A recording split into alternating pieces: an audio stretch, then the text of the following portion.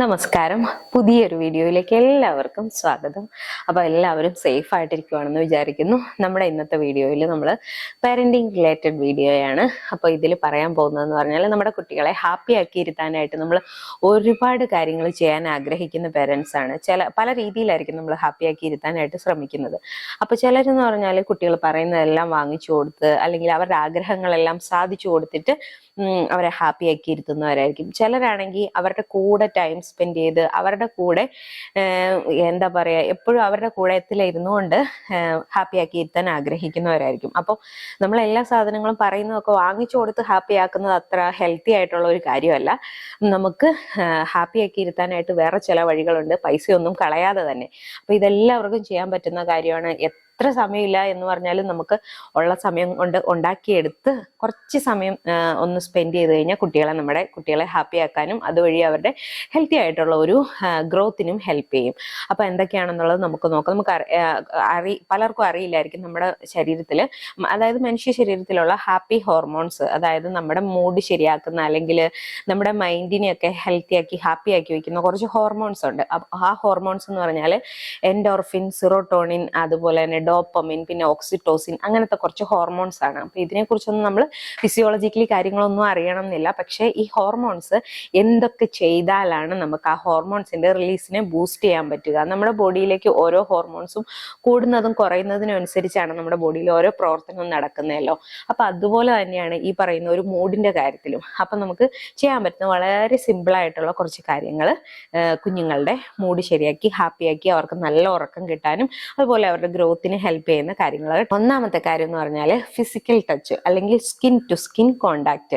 നമുക്കറിയാം, ഉണ്ടാകുന്ന ഒരു കുഞ്ഞിന് തൊട്ടേ അമ്മയുടെ സ്കിൻ ടു സ്കിൻ കോണ്ടാക്ട് അല്ലെങ്കിൽ അച്ഛന്റെ കങ്കാരു മദർ കെയർ എന്നൊക്കെ പറയുന്ന പോലെ, അതായത് കുഞ്ഞിനെ നമ്മുടെ നെഞ്ചിൽ കിടത്തി ചൂടേൽപ്പിച്ച് നമ്മൾ കുഞ്ഞുങ്ങളെ ബെറ്റർ ആക്കി എടുക്കുന്ന ഒരു രീതിയുണ്ട്. അതുപോലെ തന്നെ സ്കിൻ ടു സ്കിൻ കോണ്ടാക്റ്റിൽ ഭയങ്കരമായ മാറ്റം ഉണ്ടാക്കാൻ കഴിയും കുഞ്ഞുങ്ങളുടെ ഒരു കോൺഫിഡൻസിനെയും അവരുടെ മൂഡിനെയും ചേഞ്ച് ആക്കാൻ വേണ്ടിയിട്ട്. അപ്പം നമ്മൾ കരഞ്ഞുകൊണ്ടിരിക്കുന്ന അല്ലെങ്കിൽ വാശി എടുത്തിരിക്കുന്ന ഒരു കുഞ്ഞിനെ നമ്മളൊന്ന് കെട്ടിപ്പിടിച്ച്, നമ്മൾ നല്ലപോലെ ഒന്ന് മുറുക്കെ കെട്ടിപ്പിടിച്ച് ഒന്ന് ഉമ്മയൊക്കെ വെച്ചിട്ട് അവരെ ഒന്ന് ആശ്വസിപ്പിച്ച് തലോടി നമ്മുടെ മടിയിലിരുത്തോ അല്ലെങ്കിൽ നമ്മുടെ അടുത്തിരുത്തോ ഒക്കെ ചെയ്തു കഴിഞ്ഞു കഴിഞ്ഞാൽ നല്ല രീതിയിൽ അവർക്ക് വ്യത്യാസം വരും. അത് വെറുതെ വരുന്നതല്ല, ആ ഒരു ഹോർമോണിന്റെ റിലീസ് കൊണ്ട് അവരുടെ മൂഡ് എലിവേറ്റ് ആകുന്നതാണ്, അല്ലെങ്കിൽ അവരുടെ ആ മെന്റൽ സ്റ്റാറ്റസ് ഇംപ്രൂവ് ആകുന്നതാണ്. അപ്പൊ അതാണ് ഒന്നാമത്തെ കാര്യം. അതിപ്പം നമ്മൾ കുട്ടികളുടെ കാര്യത്തിൽ മാത്രമല്ല കേട്ടോ, നമ്മൾ മുതിർന്നവരാണെങ്കിൽ പോലും, ഈവൻ ഹസ്ബൻഡ് ആൻഡ് വൈഫോ അല്ലെങ്കിൽ നമ്മുടെ അച്ഛനോ അമ്മയോ ആരായാലും, സിബ്ലിങ്സ് ആയിക്കോട്ടെ, ആരാണെങ്കിലും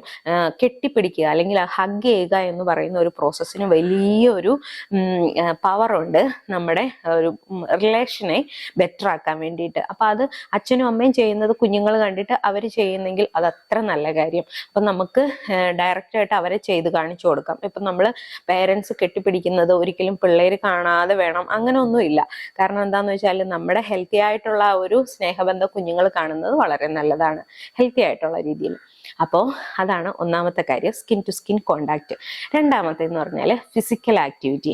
അതായത് കുഞ്ഞുങ്ങളെ നമ്മൾ അവരുടെ കൂട്ടത്തിൽ ഇരുന്നുകൊണ്ട് അവരെ ഫിസിക്കലി ആക്റ്റീവ് ആക്കുക, അവരുടെ കൂടെ കളിക്കണം. സ്പോർട്സ് ആയിക്കോട്ടെ അല്ലെങ്കിൽ എന്ത് രീതിയിലുള്ള കളിയാണെങ്കിൽ പോലും കുഞ്ഞുങ്ങളുടെ കൂടെ നമ്മൾ പുറത്തിറങ്ങിയിട്ട്, അതായത് ഇപ്പം നമുക്ക് ഒരു 5 മിനിറ്റ് അല്ലെങ്കിൽ 10 മിനിറ്റ് കുട്ടികളെ പുറത്തിറക്കി കളിപ്പിക്കാൻ പറ്റുള്ളെങ്കിലും അത്രയും നല്ലത്. ഇനിയിപ്പോൾ പുറത്ത് സ്ഥലം ഇല്ല എന്നുണ്ടെങ്കിൽ നമുക്ക് എവിടെയാണോ സ്പേസ് ഉള്ളത് ആ ഒരു ഏരിയയിൽ കുഞ്ഞുങ്ങളുടെ കൂടെ നമ്മൾ കളിച്ച് അവരെ ഫിസിക്കലി ആക്റ്റീവ് ആക്കുകയാണെങ്കിൽ കുഞ്ഞുങ്ങളുടെ ഈ പറയുന്ന ഹോർമോൺസ് നല്ല രീതിയിൽ അവർക്ക് അവരുടെ ബോഡിയിലേക്ക് ഉണ്ടാവുകയും ചെയ്യും. അതുപോലെ തന്നെ അത് അവരുടെ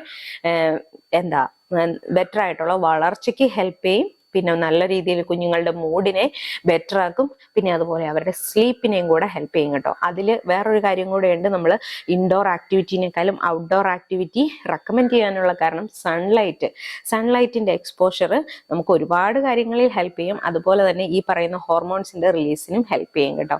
അപ്പൊ നമുക്ക് കുഞ്ഞുങ്ങൾക്ക് നല്ല ഒരു ഉറക്കം കിട്ടാനും ഇത് വളരെ നല്ലതാണ്. കുട്ടികളെ പുറത്തിറക്കിയൊക്കെ കളിപ്പിക്കുക എന്ന് പറയുന്നത് അരമണിക്കൂറെങ്കിൽ അരമണിക്കൂർ, എല്ലാ ദിവസവും പറ്റിയില്ലെങ്കിൽ നമുക്ക് പറ്റുന്ന ദിവസങ്ങളിലെങ്കിലും ഇങ്ങനെ ചെയ്യുക. ഇത് ഈ പറയുന്നതെല്ലാം എല്ലാ ദിവസവും ചെയ്യണം എന്നല്ല, നമുക്ക് എന്താണോ പറ്റുന്നത് അത് ചെയ്തു കൊടുക്കുക. അപ്പൊ അതാണ് അടുത്ത കാര്യം. പിന്നെ നമുക്ക് ചെയ്യാൻ പറ്റുന്ന കാര്യം എന്ന് പറഞ്ഞാൽ അവരെ എല്ലാത്തിനും അവർ ചെയ്യുന്ന നല്ല കാര്യങ്ങൾ നമ്മൾ പ്രൈസ് ചെയ്യുക എന്ന് പറയുന്നത്. അതായത് കാര്യത്തിൽ കുറച്ച് പിശുക്ക് കാണിക്കുന്നവരായിരിക്കും പലരും. കുഞ്ഞുങ്ങൾ എന്തെങ്കിലും നല്ല കാര്യങ്ങൾ ചെയ്തു കഴിഞ്ഞാൽ അത് നല്ല വാക്കുകളിലൂടെ അവരെ എന്താ പറയുക അപ്രീഷിയേറ്റ് ചെയ്യുക അല്ലെങ്കിൽ അഭിനന്ദിക്കുക എന്ന് പറയുന്നത്. എന്ത് ചെറിയ കാര്യമായിക്കോട്ടെ, അപ്പോൾ അവർ വളരെ ചെറിയ കാര്യമാണെങ്കിൽ നമ്മളത് നോട്ട് ചെയ്തു എന്ന് പറയുന്നത് തന്നെ കുട്ടികൾക്ക് വലിയൊരു കോൺഫിഡൻസ് ആണ്, അല്ലെങ്കിൽ അവർക്ക് വീണ്ടും വീണ്ടും അത് ചെയ്യാനുള്ള ഒരു എനർജിയാണ് നമ്മൾ കൊടുക്കുന്നത്. അപ്പോൾ തീർച്ചയായിട്ടും ഇത് കുഞ്ഞുങ്ങളുടെ മൂഡിനെ ഇമ്പ്രൂവ് ആക്കും എന്ന് പറഞ്ഞാൽ ഈ പറയുന്ന ഹോർമോൺസിൻ്റെയൊക്കെ റിലീസിനെ ഹെൽപ്പ് ചെയ്യും, ബൂസ്റ്റ് ചെയ്യാനായിട്ട് സഹായിക്കും.